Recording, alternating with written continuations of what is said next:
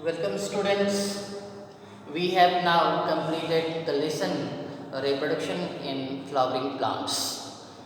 But after winding up the lesson, we have come across some of the questions that is there inside the text of this lesson.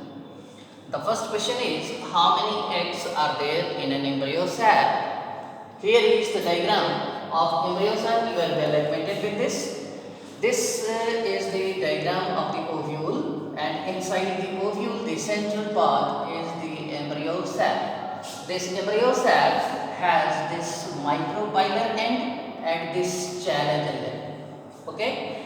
On the micropylar end also and at the chalagial end also, there are group of 3 cells. These 3 cell groups is known as egg apparatus, and this central egg apparatus is here, and in the center of this egg apparatus here is the egg cell or the female gamete. Okay, these are the group of 3 cells called antipodals. These are called antipodals. So the number of egg cells present in the embryo sac is only one. This is the female gamete.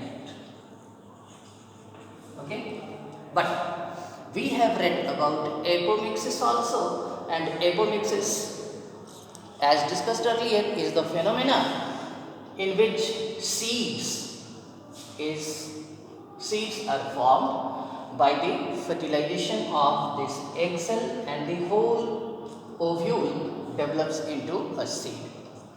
In case of apomixis, this egg cell does not undergo fertilization, and without the fertilization of this female gamete, the whole ovule is converted into a seed. We have earlier discussed that there are 3 cells at the chalagial end, 3 cells at the micropylar end, and the secondary nucleus containing 2 nuclei. Each one has the haploid ploidy.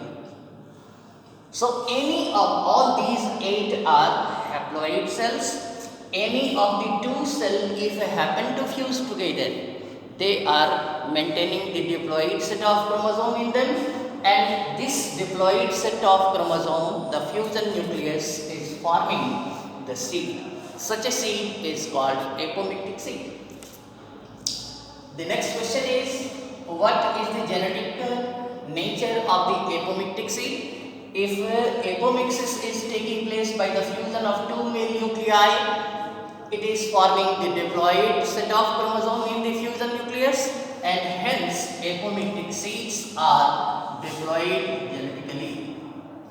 But one thing more, that the apomixis takes place without the fusion of male gamete, hence the zygote developed so has no the genetic feature of the male counterpart, or rather the the male gamete. Hence, as far as the genetic nature of apomictic seed is concerned, it is diploid in nature but having no masculine characteristics in it. The other question is, why is it so that some of the fruits contain large number of seeds? Seeds, we know, is developed by the ovule. Some of the fruits, we know that ovary is the structure that is developing into the fruit. This is the ovary, and the upper part, the stigma, and the entire structure is called carpel. So out of this whole structure, this part of the flower is developing into fruit. This is developing into fruit. This, if we see the cross section of this ovary, we find here a central soft mass of tissue known as placenta. On this placenta, large number of ovules are attached,